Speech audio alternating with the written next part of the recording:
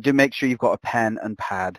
If you've turned up to this webinar and you haven't studied the previous one, it's going to be really, really difficult. So you might want to drop off and see the other one first and come back and watch this recording. So we're going to do a quick recap of what we learned last webinar. Then we're going to go into memorizing tests. Now, I've actually put together a small 8-movement test for us to go through the procedure on. When we've done that, I'm going to create a forum in the membership area, and I'll help you out with any specific tests that you want to memorize. So to help you with any of the visualization, any of the things to help, rather than us trying to memorize a specific test.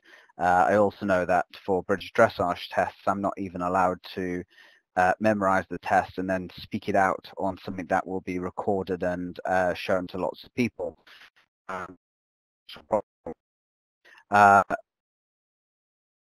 Small test out, and I haven't memorized it either, so I haven't made any attempt to try and memorize myself.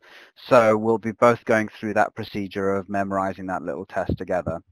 We'll do some Q&A, and although I put what's coming up at the end, I think I might talk about what's coming up before but I don't run out of steam.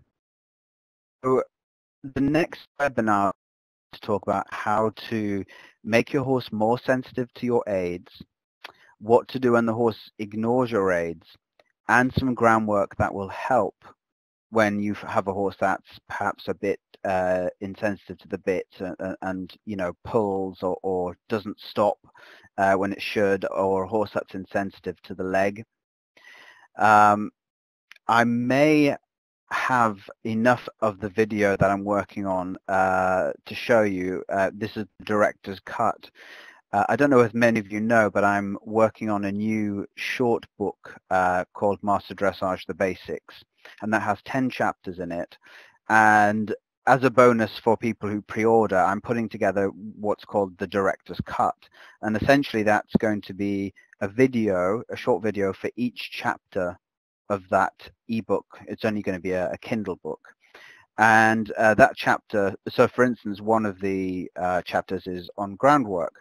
So there'll be a short video showing the correct way to do the groundwork, the correct way to hold the reins, the correct way to ask the horse to stop and go, and so on. And we'll be doing that for each of the chapters. And I'll also be discussing some of the chapters in Master Dressage: The Basics as well. So there's going to be quite a bit to sort of fit in the next webinar that we're going to do. And you'll be pleased to know it won't be just slides like this. We'll have pictures of horses rather than sort of this sort of dry format. Okay. So we did this last time, but I just wanted to say, to get the most out of this, make sure you do have a pad and a pen. I'd really love you to make sure you take part using the chat window. It helps me honestly to know that people are out there and it makes sense. Do take notes. I'll be making all these slides available as I did for the last one. You'll need to use your imagination and suspend your skepticism, but I think we got all of that out of the way last webinar. The other thing I'd want to say as well is, and you'll be able to get this link, in fact, what I'll do is I'll just paste it into the chat window. But this book, the memory book, How to Remember Anything You Want, is by a gentleman called Tony Buzan, who took part in the World Memory Championships, and you know, he's got quite a few books on this. He also did the whole thing on mind mapping and so on.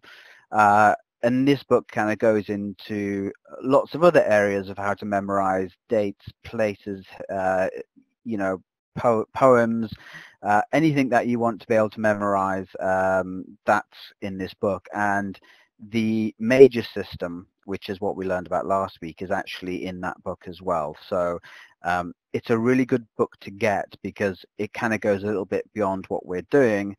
And believe it or not, what we're doing is a much more complex version of some of the things that are in that book. So we've kind of jumped in right at the deep end, but in the book it comes with lots of different things you can memorize, such as plays and all that sort of stuff. But anyway, it's a good book worth to check out. I don't have anything to do with Tony Buzan, or I think I'm not trying to sell him for you, but that's where I learned way back when I started to learn how to memorize things, was that book there. So if you can tell me in the chat, who's managed to memorize this, the major system? And actually, I remember sort of saying you don't have to memorize like all the different letters, but you should have at least one letter for each number in there.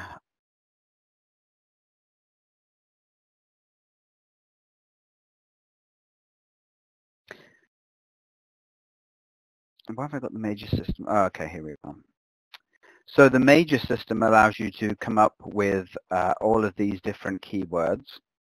And I did suggest to you that you perhaps come up with your own set of keywords. It's really useful to have your own set of keywords as well, just because it makes them stick in your mind. So I'm just trying to get myself to the right slide. I printed all these off on paper. Okay, here we go. So I sort of introduced you to the idea of turning things into symbols. So we turned the 20 by 40 meter arena into a pyramid, and the 20 by 60 meter into the Eiffel Tower. And we ran through some tests using that, and that seemed to work really well. Everyone was able to sort of memorize those different tests, how many movements there were in a test, what size of arena was in the test, which was pretty cool. I was really pleased everyone took part in that. So we then went on to talk about the idea of places. So when we look back at the major system, we have keywords. We have what we could call pegs, or an ordered peg list of things that you can use to hang bits of information off. Places is kind of a way to create a memory palace and to extend the major system to the power of 2. So you have a place called the Sahara Desert, and inside the Sahara Desert that scene has interactions with each of these pegs. And again, I'll just say, if you didn't watch the previous one, this won't make sense. Now, I did go, in order for us to memorize test, I did come up with some further symbols that I'll put up there. One of the things that we'll do in the forum that I'll set up is I'll start actually putting out all of the sort of symbols that I use. So, there's symbols for collected canter, collected trot, extended, medium, and so on. So there's quite a few sort of symbols that I use, and obviously I use different symbols for each of the letters, and you might want to make your own symbols up. So for instance, going up the center line and turning left, I've used an umbrella. For up the center and turning right, I'm using a ruler as the object.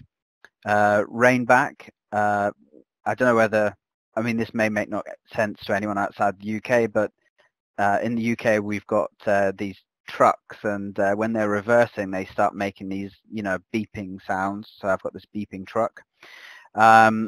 For a halt, I've got a bike front ending. I don't know if anyone knows what that means, but when the bike halts suddenly and you put the front brake on, it sort of tips up over onto the front, and the back wheel comes off. 20-meter circle left is a silver hula hoop, and 20-meter circle right is a gold hula hoop. Now, I see colors really well in my memory. So for me, a silver hula hoop and a gold hula hoop is fine. I can differentiate between that. If you can't and it's too similar, you might want to choose a different thing. I've used different round objects for different sizes of circles. So 10-meter circles are rings, for instance. Then we've got working trot. So working trot is a soldier trotting with high knees, and working canter is a clown pretending to canter along the ground. All sounds a bit bizarre, doesn't it? But we'll get into it when we come to do the memorization of the test.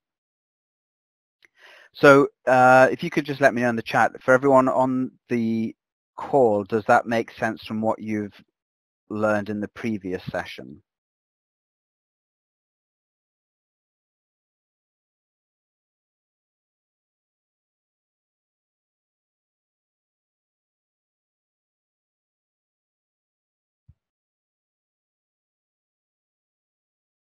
No? Yes? No? Some? Good. Oh, view 9. Oh, okay. You haven't reviewed. Okay. Well, you can get back and go and have a look at the previous one. So hopefully this will all make sense. But we're going to give it a go. So here it is. It's a very strange test, but we're going to give it a whirl. So each test takes place in a place. And let me see if I can go back to one of the slides that we had. Oh, yeah. Okay. Now, remember, you create your place through a number. If we go back to the major system and we can see things like 0 is saw, 1 is toe, 2 is Noah, these are kind of, you know, your sort of horizontal numbers. And your places are the numbers down the side. So you can't have a toe and a toe. So we're going basically for a tube train, because number 1 is T, and we're going to have everything take place in a tube train. So here we go. So test 1, all going to take place in a tube train. We have the first movement, and number 1 in the major system is toe. And we know that when we enter the arena, up the center line and track right, the object that we've got for that is ruler.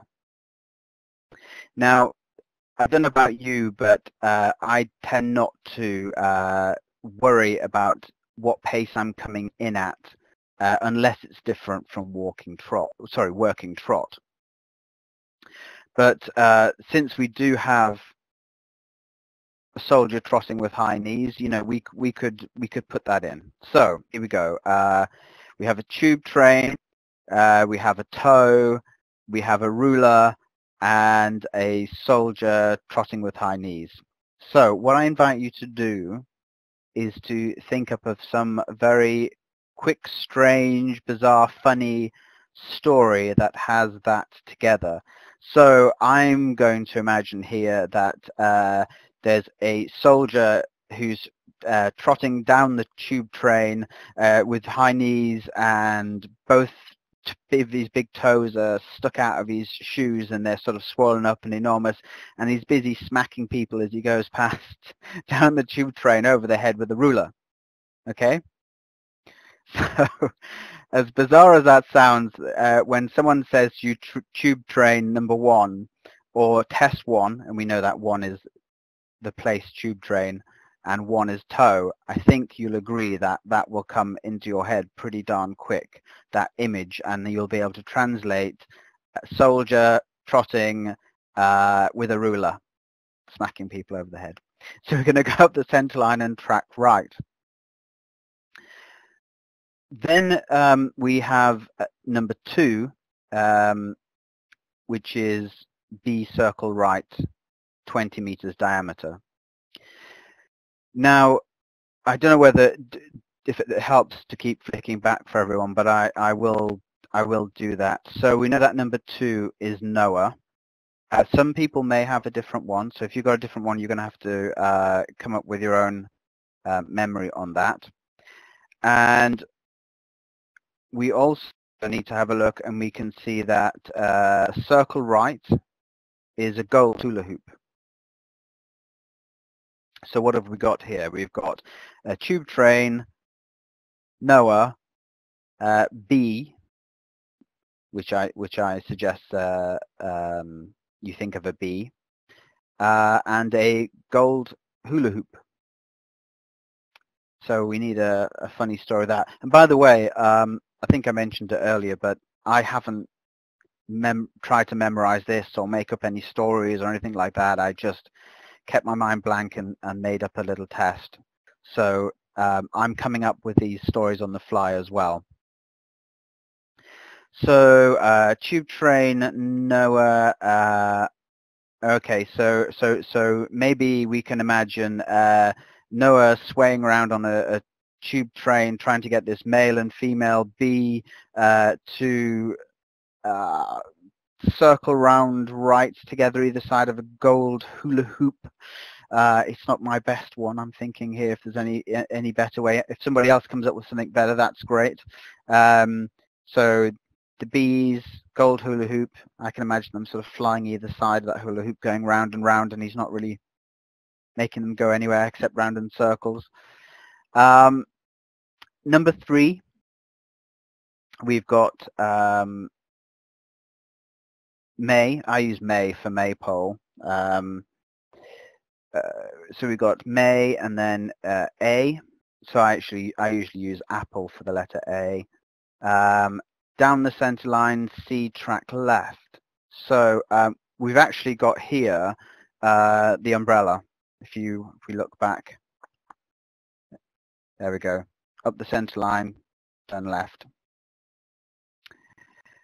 The other thing, by the way, I'll say is in the same way as I mentioned about the enter the arena and working trot, I tend not to worry about memorizing what pace I'm in for the particular movement unless there's a transition in that movement, because you can just make the assumption that you keep on doing what you were previously doing. So we've got a tube train and a maypole and apples and an umbrella. Okay, so I'm going to imagine this maypole stuck in the middle of a tube train. Everyone's looking at it weirdly. It's got all these apples spinning around at the ends of the ribbons, and someone's helping them spinning them around by whacking them with the curly end of an umbrella, and just keeps whacking them as they go past. Okay, so do you know what? I bet this says a lot about people's minds when you hear the stories that people make up about these things. A psychiatrist could probably have a field day. So then we've got number 4, and so we've got tube train. We've got 4, which is ray, so like a ray of light. We've got E. And we've got circle left, 20 meters diameter. Now we know circle left, 20 meters diameter, is a silver loop. And we've got E. Now for E, I didn't write that down, apologies. Let me just do that.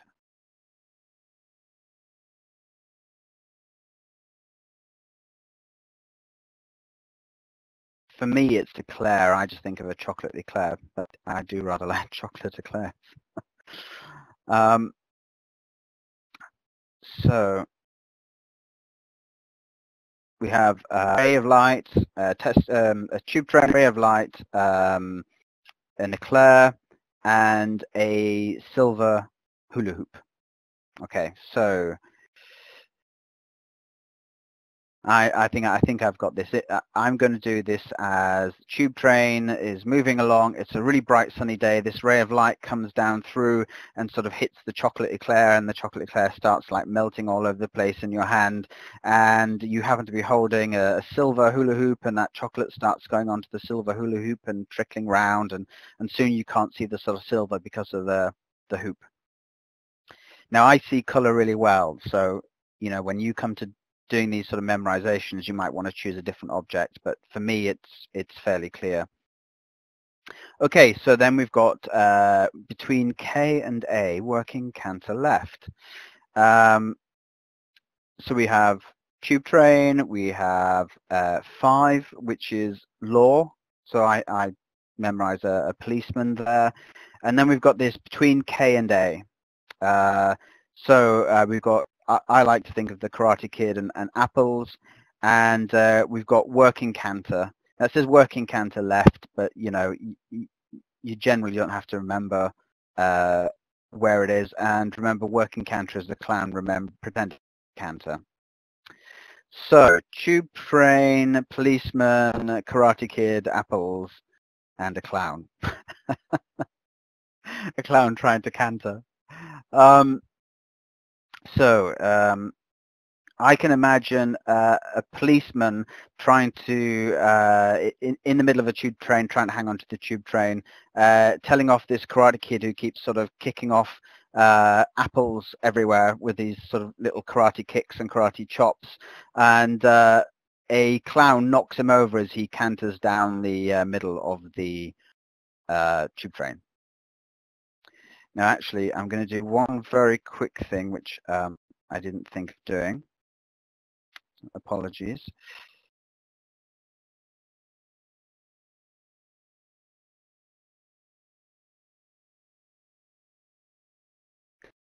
I'm just going to make this this blank so that when we go down through it, we can try and see if we can all remember what's what.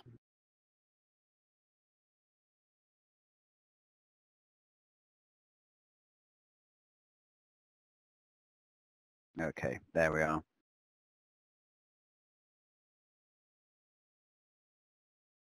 Now, typically when I try and remember a test, I never try and go through the whole test with these stories right to the end and then come back and test myself. So I like to do sort of, 4 or 5 and then I come back and test. So why don't we do that now? Can somebody tell me what the first movement is on the chat?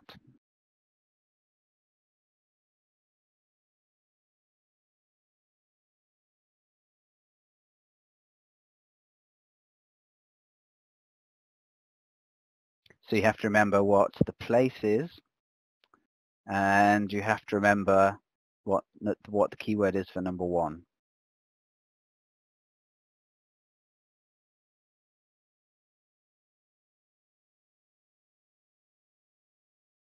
Come on, somebody can tell me.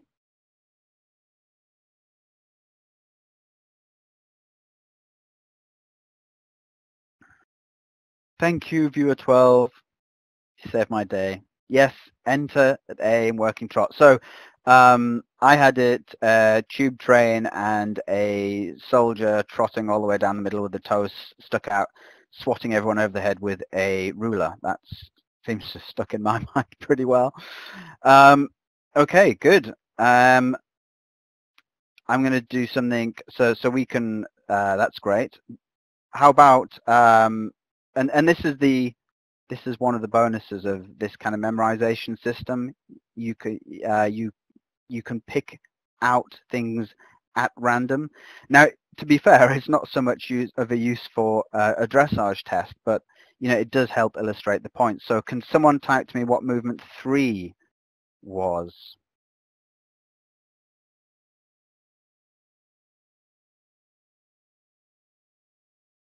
We had tube train, and the keyword for number 3, which was May.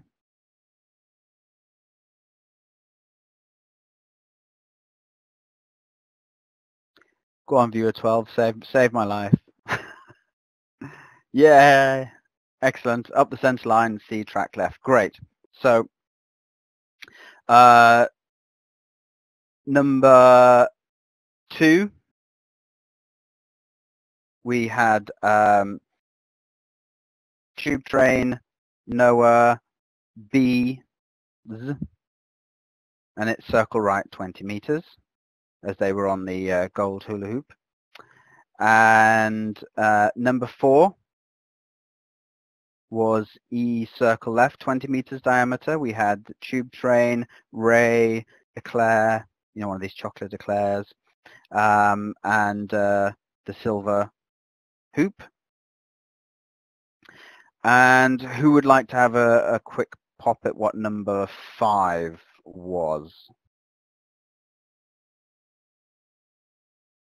So we had tube train, 5 is law.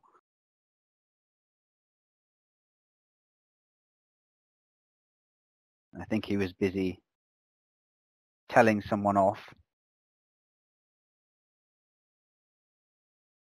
Yes, exactly, between K and A canter. Exactly right. Perfect. Well done. Easy peasy.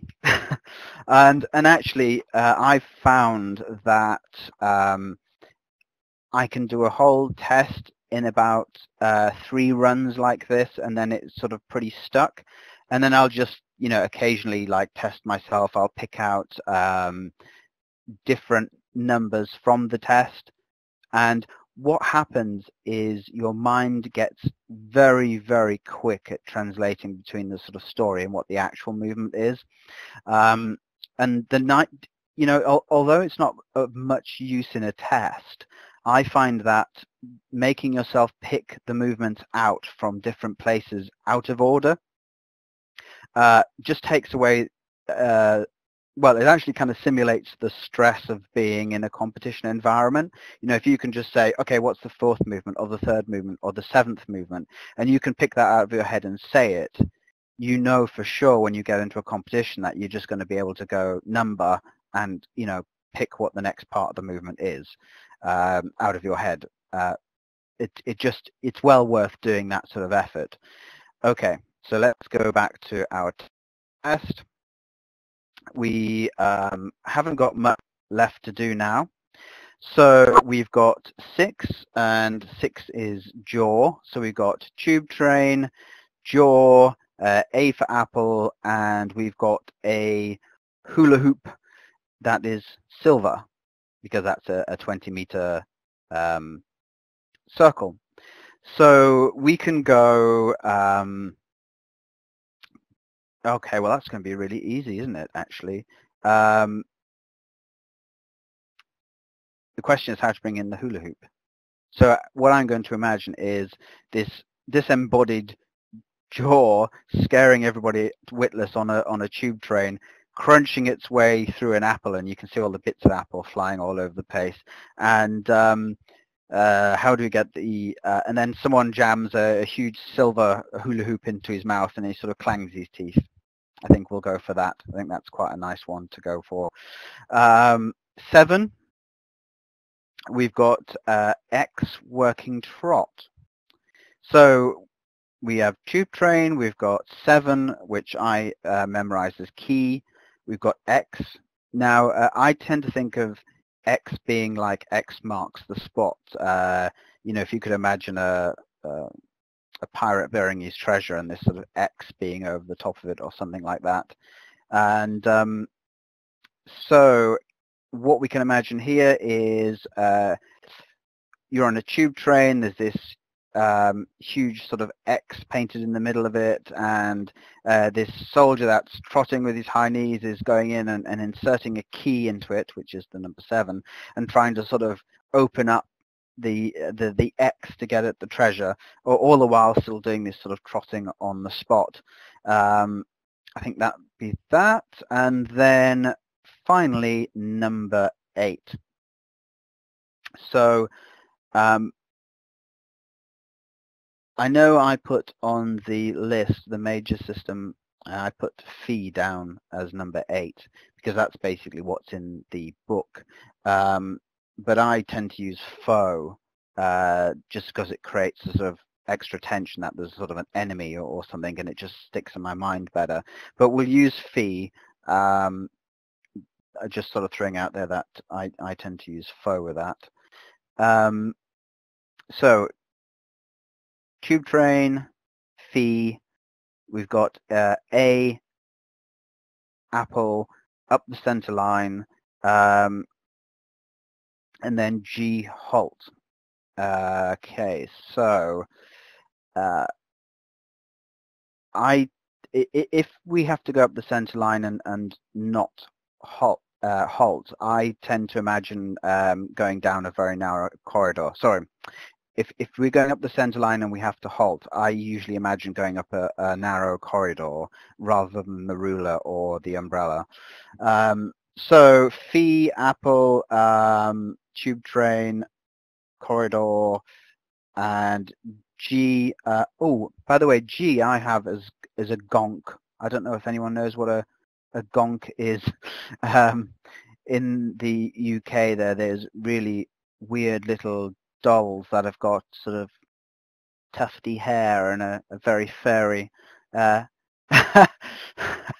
you're 12 is old enough, yay! Yeah. Do you know what? I have a daughter who's 13 years old, and you know one of the tragedies of getting older is you'll make a pop culture reference, and everyone just kind of looks at you and is like, "What?" So, you know, I end up making Star Wars references, and, you know, my daughter's just kind of like, what are you talking about, Daddy? So anyway, so that aside, so I'm going to imagine a tube train. Oh, God, this is really, really difficult. That's it. Okay, so we're on the tube train, and there's stacks of money either side, creating this really narrow corridor that you have to walk through, that you have to go through, and you're actually on a bike. I quite like this, actually. So you're on a bike, you're going up the center of the tube, it's full of money either side, keeping you sort of narrow in, and you see a gonk in the middle of the tube train on this bike, and you sort of slam on the front brakes, and the back end of the bike goes up, and you fall on the gonk, squashing it. Ta-da! There we go. So hopefully that's memorizable enough. Now, I'm not going to go through the... Okay, View 9 likes that. Good. So I'm not going to go through the pain of making everybody go through and memorize, sorry, regurgitate on the chat all of these different elements. But I hope that takes you through memorizing a test. So clearly I'm going to test myself now, which is like really, really scary. And so test 1, you can't remember why we're in a tube train. It's the drugs. No, we're in the tube train because if you think about it, the major system has numbers that we can attach little stories to.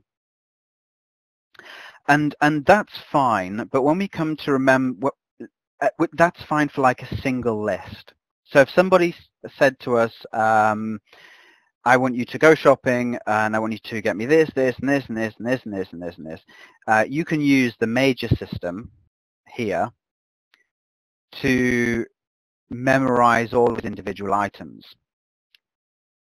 The problem is, what if they were to give you 4 lists, for instance, to remember? You could have keywords going all the way up to 100, and you could sort of section out that. Or what you could do is reuse this same list, but in a different place or in a different context. So we're in a tube train because it's test 1, and I wanted a place that started with T. So I chose tube train. And we use the context of the tube train for each of these keys to memorize it. in the UK at least, and I don't know whether this is the same in the US or in other places, in the UK, all of our tests are numbered. So, you know, there's prelim 1 and prelim 4 and prelim 7. So,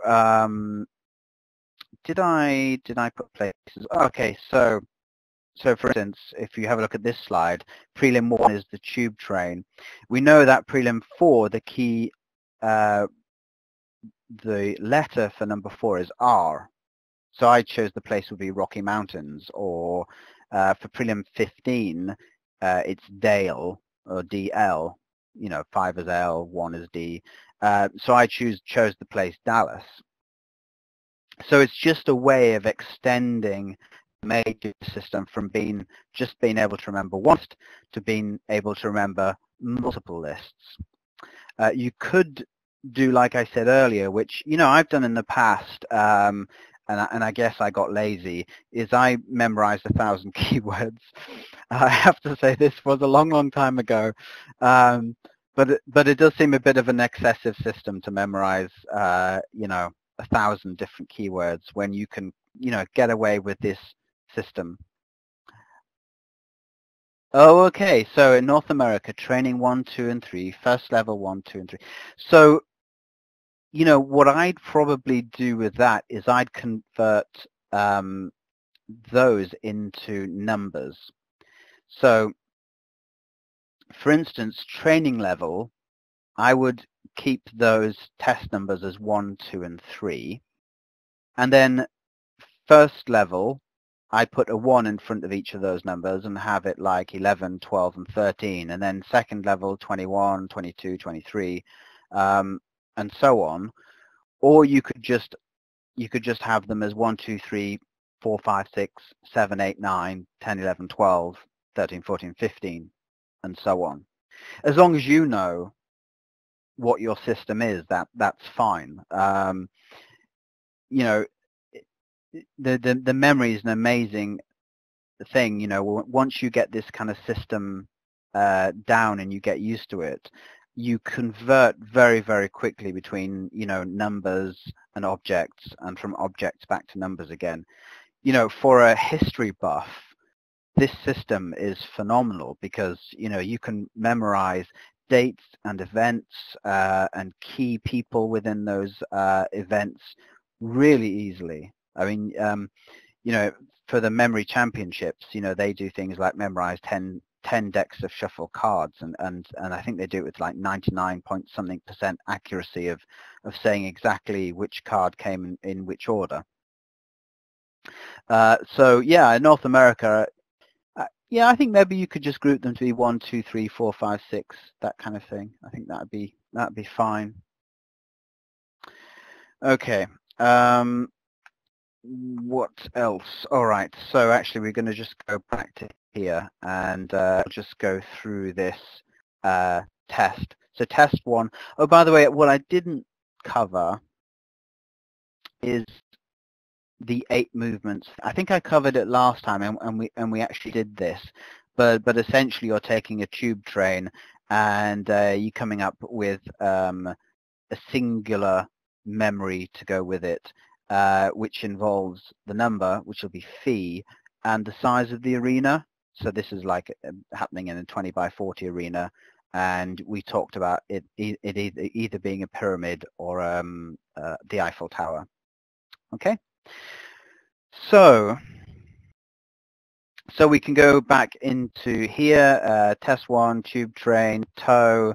I've got the soldier trotting up the middle of the tube train, hitting people over the top of the head with a ruler. So that's enter the arena and working trot, C, track right. 2 is Noah in a tube train with 2 Bs, so at B, circle right 20 meters diameter. 3, tube train, maypole in the middle of the tube train.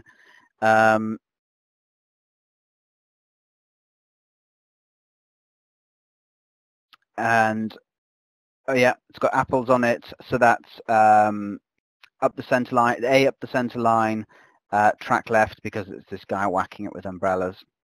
And by the way, that's one of the reasons why you should probably write your little story down and actually go back over it in chunks until you can do the whole thing in order, and then you test yourself by picking it out.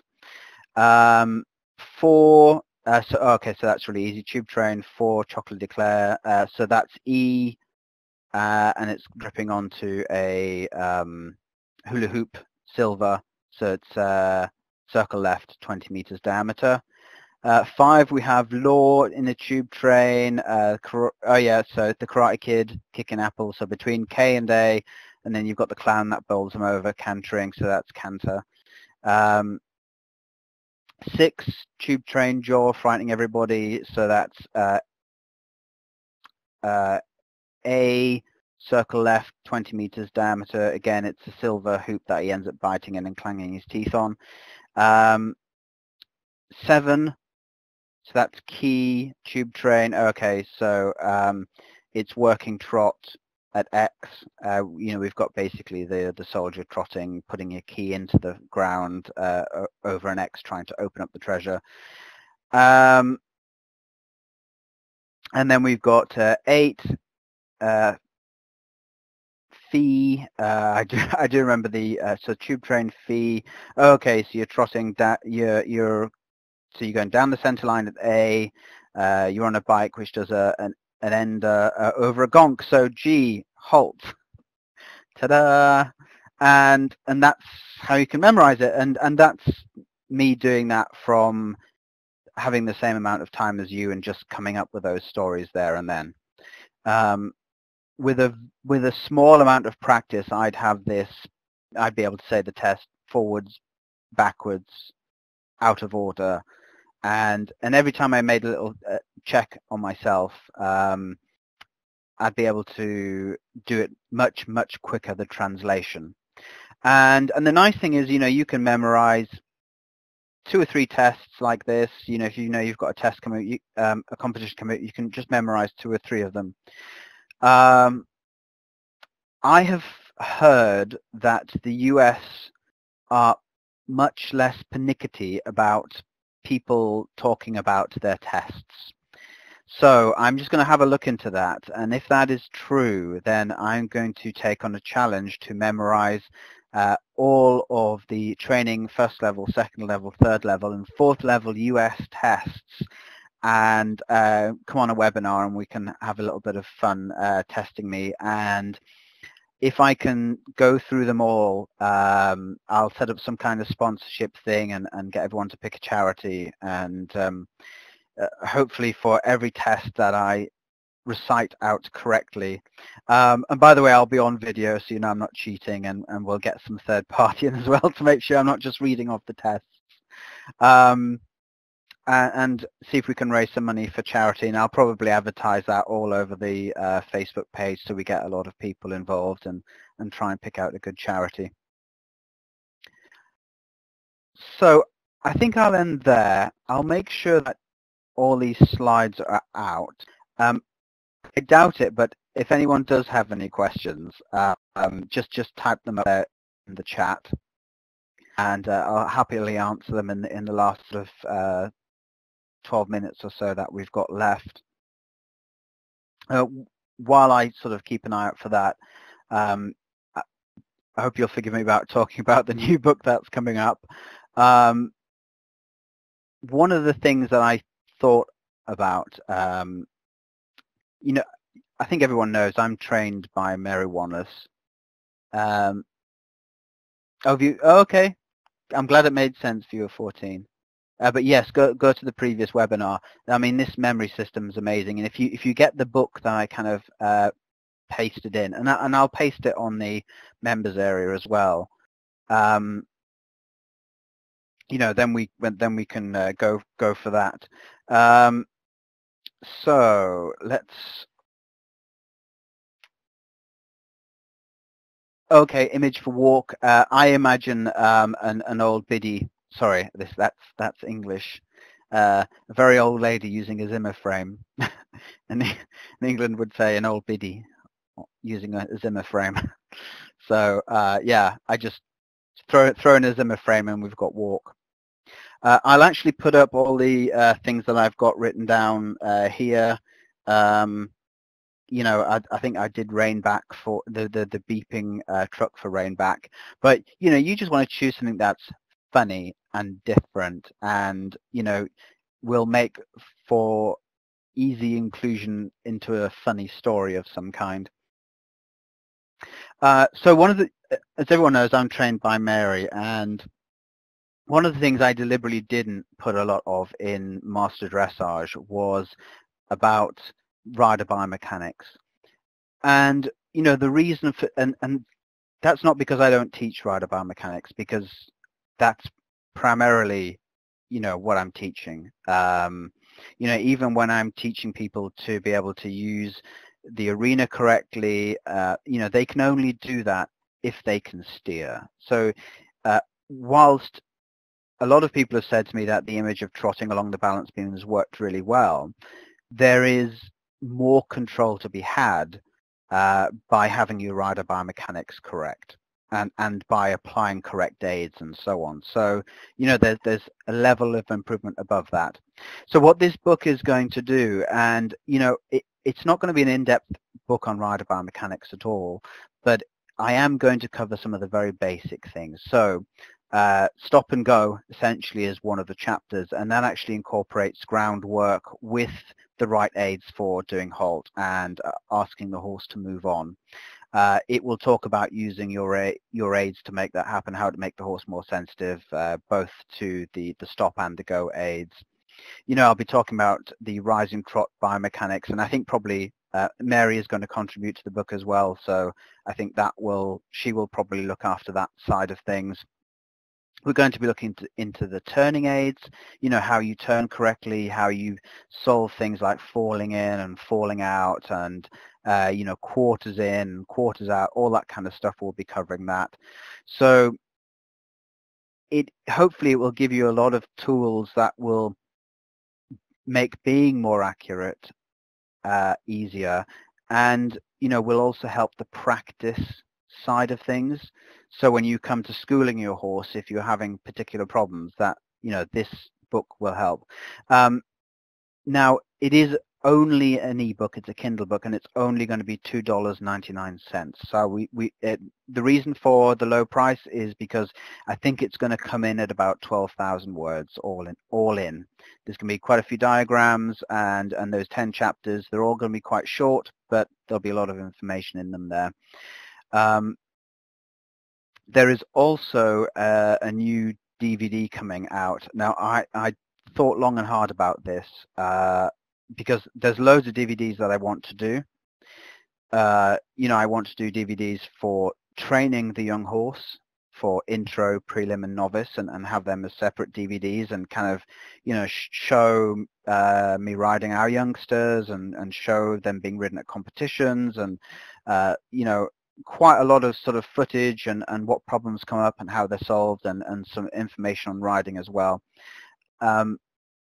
But actually I thought, first of all, I'll do a companion to Master Dressage, and that companion is going to be accuracy, fluidity, and practice. That's the title for it. So it covers those three very sort of practical chapters, and one of the things I'm using for that is I've got something called a Phantom 3, which is a quadcopter, which essentially I'm going to be doing lots of aerial shots of the movements, using editing tools to actually overlay circles and shapes onto the arena from above, and then having a rider ride those shapes as well, correctly and incorrectly. So I think it's going to be really cool.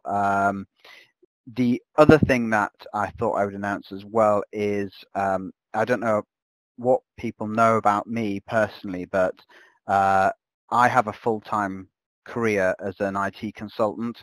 My wife and I run the equestrian center, so I teach in the evenings and at weekends, and I judge at weekends, for instance. You know, this weekend we've got a Saturday competition and a Sunday competition that I'm judging at. But I've decided to go full-time. So I'm leaving my full-time computer job to focus totally on master dressage, on producing more videos, webinars, and, just generally, really trying to sort of help people out and get more material out there and, make this sort of difficult phase of going from just getting into dressage for, intro, prelim and novice level, which, I think is like intro, level 1, level 2 for the US, and really breaking all of that down in the best way that I can and giving lots of people tools for just, training their horse better and smoothing out all of the brick walls that we inevitably get into. So I hope that comes across as good news. I mean, I'm thrilled to be able to do this full time. It's what I've always wanted to do. It combines my computer knowledge with my horse knowledge, and I think some great stuff will happen. So thank you very much, everyone, for coming on. I know it's an hour out of your day and how busy everybody is.